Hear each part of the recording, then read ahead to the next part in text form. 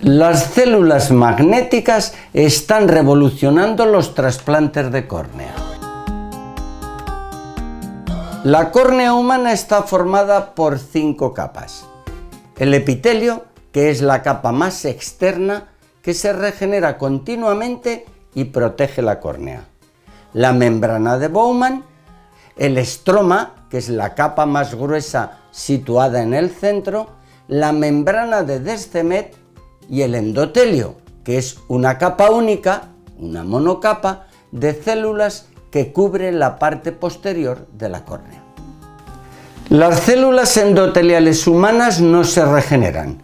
Cuando el endotelio pierde células, deja un espacio que recubren las células adyacentes, aumentando de tamaño.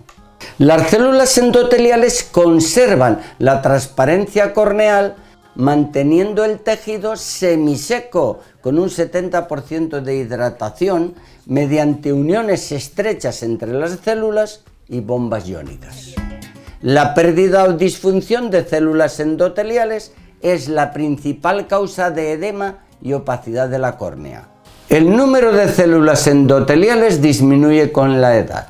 Un endotelio adulto tiene entre 1500 y 2500 células por milímetro cuadrado. En ciertas distrofias endoteliales, especialmente la de Fuchs, y en cirugía de polo anterior, sobre todo en la de las cataratas, se pierden o lesionan variables células endoteliales.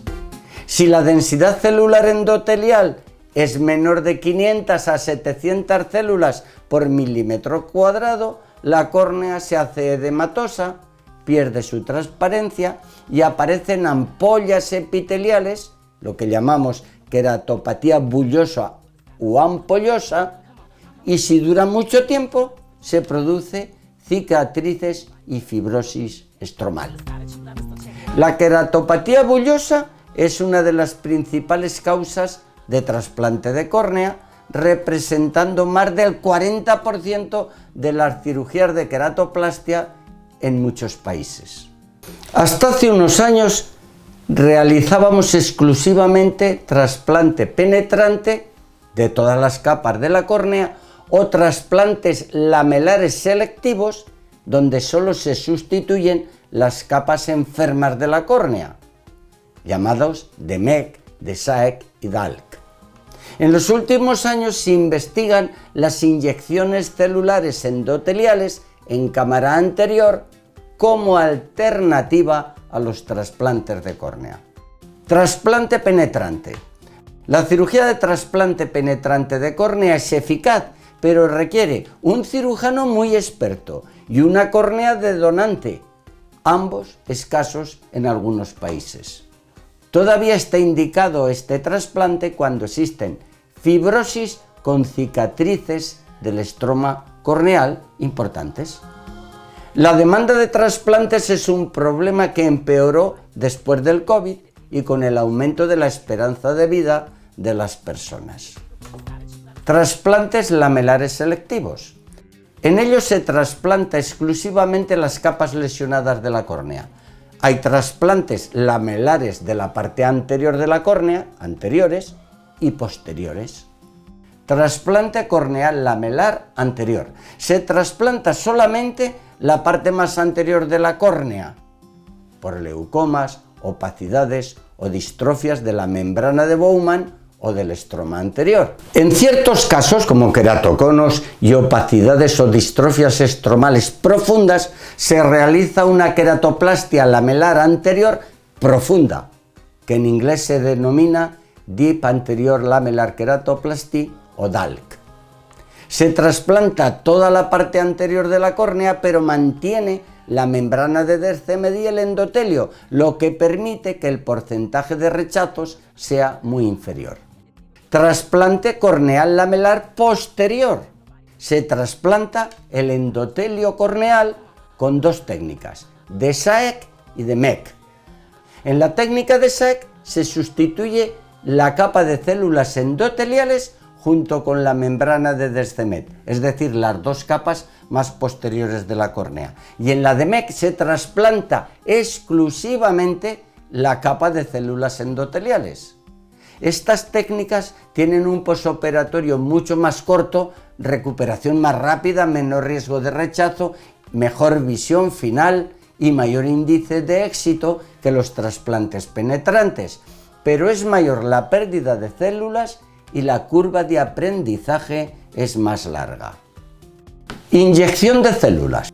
La monocapa de células endoteliales es la más débil y la que más fácil se lesiona en distrofia de Fuchs o como consecuencia de algunas cirugías como la de la catarata. No es necesario realizar un trasplante de toda la córnea o de algunas capas de ellas si podemos simplemente inyectar células sanas cultivadas para reemplazar las ausentes o lesionadas. En los últimos años se está investigando la inyección de células endoteliales en cámara anterior como alternativa a dichos trasplantes posteriores de la córnea. Cultivo de células endoteliales de la córnea.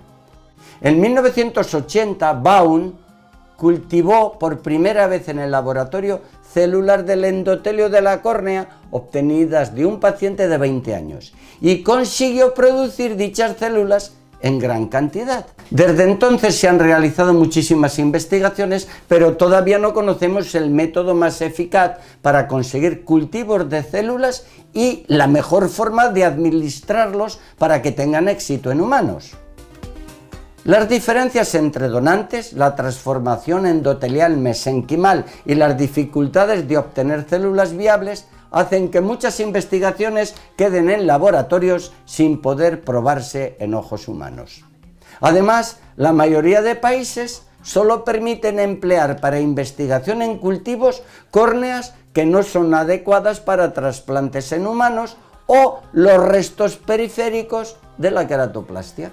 Por todo ello es difícil obtener cultivos con suficientes células de buena calidad para restaurar la transparencia corneal. En muchos países no se realizan este tipo de cultivos de células del endotelio corneal o están empezando su desarrollo. Adhesión de las células a la membrana de Descemet. Es un momento importante. La adhesión se puede conseguir por acción de la gravedad, simplemente, o con incrustación superparamagnética. Adhesión por gravedad. En el año 2017, Kinoshita y colaboradores inyectaron células endoteliales cultivadas en la cámara anterior y colocaron a los pacientes en decúbito prono, esperando que las células se adhieran a la membrana de Descemet por la fuerza de la gravedad. Los pacientes deben aguantar un largo periodo de tiempo boca abajo en una posición prona incómoda. Este método, para que dé resultado, depende mucho del cumplimiento del paciente. Para obtener un endotelio corneal funcional y recuperar la transparencia de la córnea, el endotelio debe tener un mínimo de 700 a 800 células por milímetro cuadrado. Incluso inyectando una gran cantidad de células, 500.000 por 200 microlitros en la cámara anterior, es difícil conseguir un endotelio funcionante, porque muchas de dichas células se pierden por reflujo, por mala adhesión o por apoptosis, o se depositan en el iris, el trabéculo, el cristalino y en la zona de membrana de Descemet no lesionada. La adhesión de las células endoteliales a la membrana de Descemet está regulada por la cascada de señalización ROC-miosina. La suplementación de los cultivos con Y27632, un inhibidor de la ROC-kinasa, el ROC-I, mejoró de forma muy importante tanto la viabilidad como la adhesión de las células endoteliales cultivadas a la membrana de Descemet del receptor. Los cultivos iniciales no conseguían un número adecuado de células por milímetro cuadrado, pero al añadir este inhibidor del ROC por excelencia, funcionaron de maravilla. Superó el umbral con 2.000 células por milímetro cuadrado en el 50% de los experimentos, y todos los cultivos superaron las 1.500 células por milímetro cuadrado. El primer ensayo clínico realizado en Japón inyectando en cámara anterior células suplementadas con ROCK-I mostró una rápida y excelente recuperación corneal de los pacientes con una tasa de supervivencia del 90,9% de las células después de 5 años. Varios estudios más amplios volvieron a comprobar la eficacia de dicho inhibidor, el ROCK-I. Incrustación superparamagnética. Recientemente, un grupo de oftalmólogos del Instituto Ocular Bascom Palmer de Miami, en Estados Unidos, han revolucionado la técnica de la inyección de células endoteliales con nanotecnología. Con la nueva técnica se inyectan en la cámara anterior del ojo células de donante previamente cargadas con nanopartículas superparamagnéticas. Las células endoteliales corneales cultivadas las colocaron en una solución superparamagnética con nanopartículas de óxido de hierro recubiertas con lípidos de 100 nanómetros de diámetro.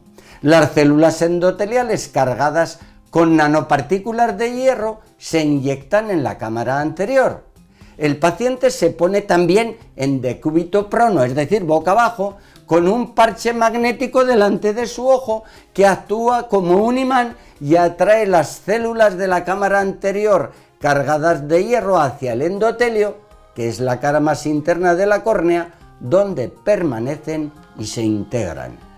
Los primeros resultados con esta técnica se presentaron en la 127ª reunión anual de la Academia Americana de Oftalmología el año 2023. Se trataron 21 pacientes con edema corneal por distrofia corneal endotelial de Fuchs.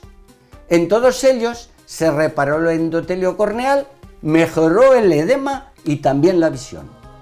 El tratamiento fue seguro, sin efectos adversos en 6 meses de seguimiento, sin elevación de la presión intraocular, sin inflamación y sin necesitar trasplantes de córnea. Comentario.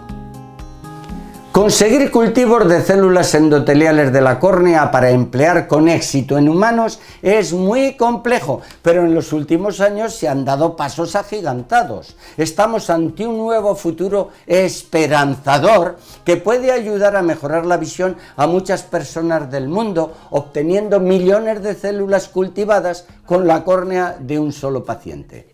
Los cultivos de células endoteliales requieren un equipo humano muy especializado que disponga además de una tecnología muy avanzada, al principio solo disponibles en grandes centros médicos, pero sin duda en unos años habrá centros cualificados en muchos países del mundo. Dichos centros podrían ofrecer viales de células endoteliales cultivadas que podrían inyectarse en la cámara anterior de los pacientes por oftalmólogos de cualquier parte del mundo, aunque no sean especialistas de córnea, y realizarlo incluso en centros con pocos recursos económicos. Este simple tratamiento pudiera favorecer a millones de personas en todo el mundo y realizarse en fases más tempranas de la enfermedad, obteniendo mejores resultados.